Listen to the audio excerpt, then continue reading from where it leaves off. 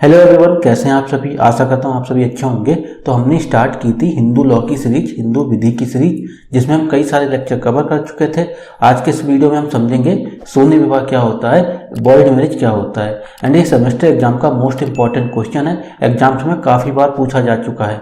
And अगर आपको उसका PDF चाहिए तो हमारा टेलीग्राम चैनल ज्वाइन कर सकते हैं, लिंक आपको डिस्क्रिप्शन बॉक्स में मिल जाएगा। तो चलिए बिना किसी देरी के शुरू करते हैं। तो आज का हमारा टॉपिक है शून्य विवाह क्या होता है, वॉइड मैरिज क्या होता है। तो सबसे पहले हमें ये पता होना चाहिए कि ये किस धारा में दिया गया है, हिंदू विवाह की किस धारा में दिया गया है। तो आपको ये पता होना चाहिए कि हिंदू विवाह अधिनियम 1955 की धारा 11 में शून्य विवाह का उल्लेख किया गया है। धारा 11 में शून्य विवाह दिया गया है। ठीक, आई होप आपको समझ में आ गया होगा। एंड शून्य विवाह कोई विवाह नहीं होता है, एक प्रकार का मतलब कोई भी विवाह हो सकता है। बस इसमें क्या होता है, ये मान्य विवाह नहीं होता है, वैध विवाह नहीं होता है, वैलिड विवाह नहीं होता है। इसमें जो पक्षकार होते हैं, पक्षकार विवाह के शादी के सारे संस्कार पूरे करते हैं, लेकिन वो पति पत्नी का स्टेटस नहीं मिल पाता उनको। पति पत्नी का जो दर्जा होता है, स्टेटस होता है, वो नहीं मिल पाता है। एंड जो शून्य विवाह होता है उनमें क्या होता है, वैधानिक संबंध स्थापित नहीं कर पाते। शून्य विवाह में वैधानिक संबंध स्थापित नहीं करते हैं। एंड शून्य विवाह जो होता है वो पूरी तरीके से कैसा होता है, प्रभावहीन होता है। शून्य विवाह कैसा होता है, पूरी तरीके से प्रभावहीन होता है। एंड शून्य विवाह में जो अधिकार, पति पत्नी के जो अधिकार होते हैं, कर्तव्य होते हैं और दायित्व होते हैं, उनका कोई महत्व नहीं होता है। मतलब अधिकार, कर्तव्य, दायित्वों का जन्म नहीं होता है। एंड शून्य विवाह जो होता है, वॉइड मैरिज जो होते हैं, वो प्रारंभ से ही, शुरुआत से ही कैसे होते हैं, शून्य होते हैं, वॉइड होते हैं।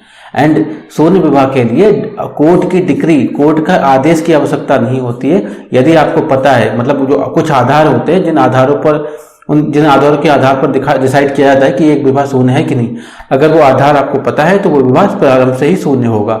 एंड यदि पक्षकार कोर्ट चले भी जाते हैं, न्यायालय चले भी जाते हैं, तो न्यायालय उन आधारों के आधार पर, जो अभी हम आधार पढ़ेंगे किन आधार पर एक विवाह शून्य घोषित किया जाता है, अगर वो आधार हैं तो वो विवाह कैसा होगा, शून्य डिक्लेयर कर दिया जाएगा, शून्य घोषित कर दिया जाएगा।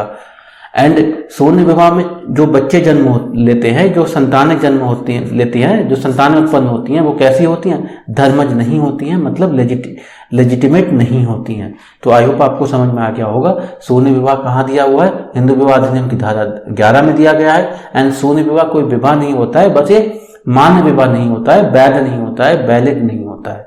सो आई होप आपको समझ में आ गया होगा। एंड कोई विवाह शून्य तब होगा ना जब उससे कुछ आधार पता होंगे, तब उन्हीं आधारों को, मतलब कोर्ट भी डिसाइड करेगी तो कुछ आधारों के आधार पर करेगी ना, तो उन आधारों को ही अब हम समझने वाले हैं। तो देखिए नेक्स्ट पेज पे मैंने यहाँ पे कुछ आधार लिए हैं। ये सारे आधार आपको कहाँ मिल जाएंगे, बेयर एक्ट में मिल जाएंगे। तो इन आधारों के आधार पर कोर्ट डिसाइड करता है कि एक विवाह शून्य है या नहीं। ठीक है, तो आपको पता होगा हमने एक टॉपिक पढ़ा था जिसमें क्या था, वैध विवाह की शर्तें, और लगभग 5 शर्तें पढ़ी थी। पहली शर्त पढ़ी थी कि विवाह कैसा होना चाहिए, एकल विवाह होना चाहिए, मतलब विवाह के समय पति पत्नी का कोई जीवित पति या पत्नी नहीं होना चाहिए। लेकिन अगर है तो मतलब वो विवाह शून्य हो जाएगा, तो वही आधार बना दिया गया है। तो विवाह के समय किसी भी पक्षकार का पति या पत्नी जीवित है तो वो विवाह कैसा हो जाएगा, शून्य हो जाएगा, वॉइड हो जाएगा। समझ में आ गया। देखिए विवाह के समय किसी भी पति या पत्नी का कोई जीवित, कोई और दूसरा पति या पत्नी है तो मतलब विवाह कैसा हो जाएगा, शून्य हो जाएगा, शून्य डिक्लेयर कर दिया जाएगा। दूसरा आधार देखते हैं, विवाह निश्चित संबंधों के भीतर प्रत्येक पक्षकार की रूढ़ी या प्रथा द्वारा ऐसा विवाह मान्य नहीं हो। आपको याद होगा हमने जो वैध विवाह की शर्तें पढ़ रहे थे उसमें एक शर्त थी, प्रतिसिद्ध नातेदारी के अंदर विवाह नहीं होना चाहिए। तो अगर प्रतिसिद्ध नातेदारी के अंदर विवाह हो गया, मतलब कुछ रिलेशनशिप ऐसे होते हैं जिसमें आपस में शादी नहीं कर सकते, अगर शादी हो जाती है तो वो विवाह कैसा हो जाएगा, शून्य डिक्लेयर कर दिया जाएगा, शून्य करार कर दिया जाएगा। एंड उसके बाद हमने एक और शर्त पढ़ी थी वैध विवाह की, सपेंडर रिलेशनशिप। ठीक है, तो अगर विवाह जो होना चाहिए सपेंडर रिलेशनशिप में नहीं होना चाहिए, लेकिन अगर शादी हो जाती है सपेंडर रिलेशनशिप में तो विवाह कैसा हो जाएगा, वॉइड हो जाएगा, शून्य करार कर दिया जाएगा। ठीक है, विवाह के पक्षकार आपस में सपेंड नहीं होने चाहिए। ये कहाँ दिया गया है, धारा 5(5) में दिया गया है, और ये वाला किस में दिया गया, धारा 5(4) में दिया गया है। तो ये हमने आप ये भी समझ लिया, ये शून्य विवाह मतलब वॉइड मैरिज के जो ग्राउंड्स क्या है, क्या होने चाहिए ग्राउंड्स, वो हमने समझ लिया। ठीक है, एंड नेक्स्ट पेज में यहाँ पे मैंने कुछ रिजल्ट्स, मतलब शून्य विवाह के परिणाम, कुछ शून्य विवाह के कुछ रिजल्ट्स हैं उनको हम समझने वाले हैं।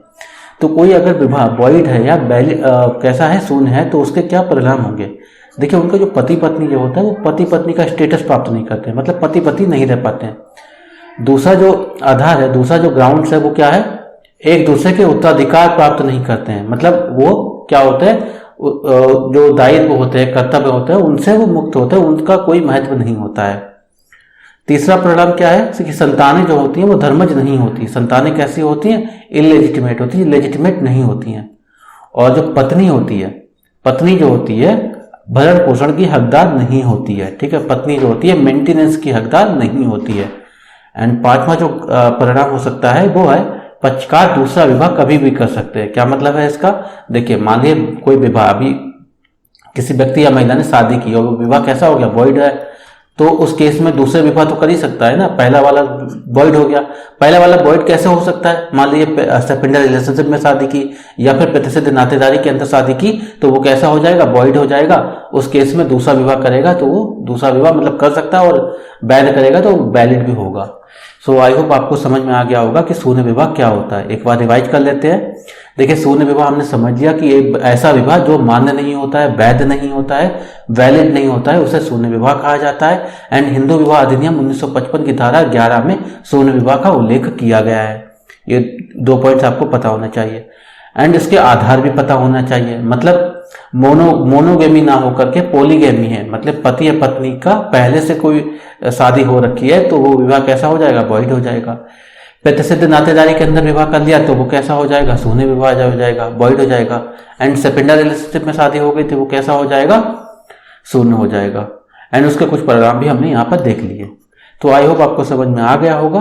एंड अगर आपको कोई भी डाउट है तो कमेंट सेक्शन में पूछ सकते हैं। एंड अगर आप कोई सजेशन या सुझाव देना चाहते हैं तो भी हमें कमेंट सेक्शन में बता सकते हैं। एंड अगर आपको इसका पीडीएफ चाहिए, इस टॉपिक का पीडीएफ चाहिए, तो पीडीएफ के पाने के लिए आपको टेलीग्राम चैनल ज्वाइन करना पड़ेगा। लिंक आपको डिस्क्रिप्शन बॉक्स में मिल जाएगा। Thanks for watching.